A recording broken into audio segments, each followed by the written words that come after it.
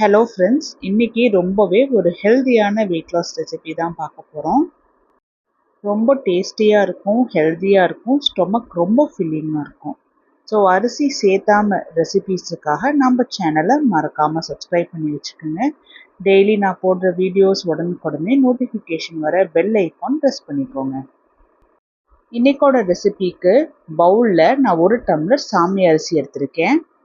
சாமை அரிசியில் அதிகப்படியான ஃபைபர், புரோட்டீன் இருக்குது. அதனால அது வெயிட் மேனேஜ்மெண்ட்டுக்காக இருக்கட்டும், டைஜஷனுக்காக இருக்கட்டும் ரொம்பவே ஹெல்ப்ஃபுல்லாக இருக்கும். அது மட்டும் இல்லாமல் இதில் அயன், கால்சியம், ஃபாஸ்பரஸ் இருக்குது. இது கூட நம்ம எடுத்துக்க போகிற அடுத்த இன்க்ரீடியன்ட் பாதி டம்ளர் துவரம் பருப்பு. துவரம் பருப்புலேயும் அதிகப்படியான அயன், மெக்னீஷியம் இருக்குது. இது நம்மளோட இம்யூனிட்டிக்கு ரொம்பவே ஹெல்ப்ஃபுல்லாக இருக்கும். அதே டம்ளரில் 1/4 டம்ளர் பாசிப்பருப்பு. பாசிப்பருப்புலேயும் ப்ரோட்டீன்ஸ், ஃபைபர்ஸ், பி விட்டமின்ஸ் இருக்குது. Potassium, iron, magnesium.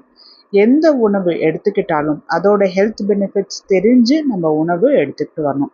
அதனால தான் நம்ம ஒவ்வொரு வீடியோலையுமே என்னென்ன இன்க்ரீடியன்ஸ் நம்ம எடுக்கிறோமோ அதோட ஹெல்த் பெனிஃபிட்ஸ் எல்லாமே நான் உங்களுக்கு டெய்லியுமே சொல்லிட்டு வரேன். இது போல் நீங்கள் பார்க்க சாப்பிடும்போது உங்களுக்குமே நம்ம நல்ல ஹெல்த்தியான ஃபுட் சாப்பிட்றோமா அப்படிங்கிறது உங்களுக்கு தோணும்.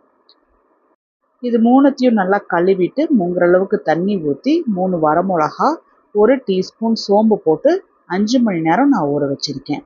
5 மணி நேரத்துக்கு அப்புறம் நம்ம சேர்த்திருக்கிற இன்க்ரீடியன்ஸ் எல்லாமே நல்லா ஊறி வந்திருக்கு. இதை தண்ணியிலேருந்து வடித்து எடுத்து மிக்ஸி ஜாருக்கு ட்ரான்ஸ்ஃபர் பண்ணிவிட்டு 1/4 டீஸ்பூன் கல்லுப்பும் கொஞ்சம் தேவையான அளவுக்கு தண்ணியும் சேர்த்தி நல்லா அரைச்சி எடுத்துகிட்டு வந்துடலாம். மாவு நல்லா நைஸாக அரைச்சி எடுத்துகிட்டு வந்தாச்சு. இது ஒரு 5 மணி நேரம் புளிக்க வச்சிடலாம். புளிக்க வச்சோம் அப்படின்னா நல்லா சாஃப்டாக ஃப்ளஃபியாக இருக்கும்.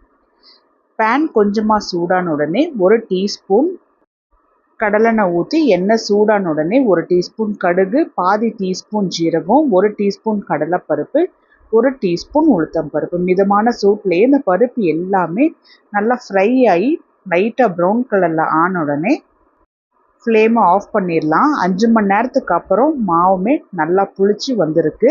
இதில் வறுத்து வச்சுருந்த பருப்பு எல்லாத்தையுமே சேர்த்தி நல்லா கலந்துட்டுக்கணும்.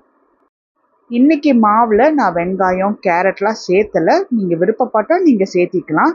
டெய்லி அந்த மாதிரி சாப்பிடாம கொஞ்சம் வித்தியாசமாக இருக்கட்டுமே நான் இதை மட்டும்தான் இன்றைக்கி நான் சேர்த்திருக்கேன்.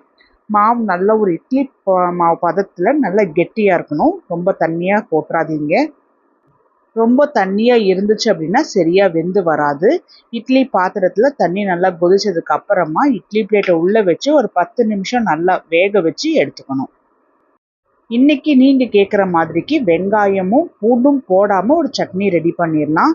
பேனில் 1 டீஸ்பூன் எண்ணெய் ஊற்றி எண்ணெய் சூடான உடனே 1 டீஸ்பூன் ஜீரகம், 1 டீஸ்பூன் கடலைப்பருப்பு, 1 டீஸ்பூன் உளுத்தம் பருப்பு, காரத்துக்காக 3 வரமிளகா சேர்த்திருக்கேன்.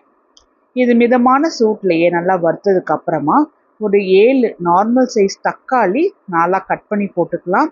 1/4 டீஸ்பூன் மஞ்சள், ஒரு சின்ன துண்டு புளி, தேவையான அளவுக்கு கல்லுப்பும் சேர்த்தி மீடியம் டு ஹை ஃப்ளேமில் வச்சு நல்லா வதக்கி எடுத்துக்கலாம். தக்காளி ஃப்ரெஷ்ஷாக சேர்த்தும் போது கொஞ்சம் கெட்டியாக இருக்கிறது போல் இருக்கும். அப்பப்போ நல்லா கலந்துட்டு தக்காளியை நல்லா சாஃப்டாக ஆகிற அளவுக்கு வதக்கி எடுத்துக்கணும். இப்போ தக்காளி நல்லாவே வதங்கி வந்திருக்கு. தக்காளியை ஒரு முறை நல்லா கலந்துட்டுட்டு ஆறத்துக்கு வச்சிடலாம். தக்காளி எனக்கு ஒரு 75% நல்லாவே ஆறி வந்திருக்கு. இதை மிக்ஸி ஜாருக்கு ட்ரான்ஸ்ஃபர் பண்ணிவிட்டு தண்ணி சேர்த்தாம அரைச்சி எடுத்துகிட்டு வந்துடலாம். தண்ணி சேர்த்துனீங்க அப்படின்னா அந்த டேஸ்ட் போயிடும். நான் தண்ணி சேர்த்தாம தான் அரைச்சி எடுத்துகிட்டு வந்திருக்கேன். எந்த அளவுக்கு சட்னி பதத்துக்கு இருக்குன்னு பாருங்கள். தண்ணி சேர்த்தாமலேயே நல்ல ஒரு சட்னி கன்சிஸ்டன்சிக்கு தான் இருக்குது. இதை வேணும்னா நீங்கள் தாளிச்சிக்கலாம். நான் இன்னைக்கு தாளிக்காம தான் சாப்பிட போகிறேன். இந்த டைமில் இட்லியுமே நல்லா வெந்து வந்திருக்கு. இப்போ இட்லியை நான் உங்களுக்கு டீமோல்ட் பண்ணி காமிக்கிறேன் பாருங்கள் எந்த அளவுக்கு நல்லா பர்ஃபெக்டாக வெந்து வந்திருக்குன்னு. தினமும் ஒரே மாதிரி இட்லி செய்யாமல் இது போல் கொஞ்சம் வித்தியாசமாக செஞ்சு சாப்பிட்டுட்டு வந்தோம் அப்படின்னா ரொம்பவே டேஸ்டியாக இருக்கும், அழுத்து போகாமலும் இருக்கும். நம்மளோட சேனலில் அரிசி சேர்த்தாம தான் ரெசிபி செஞ்சுருக்கோம். ஸோ இது வெயிட் லாஸ் பண்ணுறவங்களுக்காக இருக்கட்டும், வெயிட் மேனேஜ் பண்ணுறவங்க, சுகர் இருக்கிறவங்க தாராளமாக இது போல் செஞ்சு சாப்பிட்லாம். நல்ல ஸ்டொமக் ஃபில்லிங்காக இருக்கும். ரொம்ப நேரம் பசி எடுக்காமல் இருக்கும். எப்போவுமே எந்த உணவுமே சாப்பிட்றதா இருந்தாலும் அதோட ஹெல்த் பெனிஃபிட்ஸ் தெரிஞ்சு சாப்பிட்டுருவாங்க.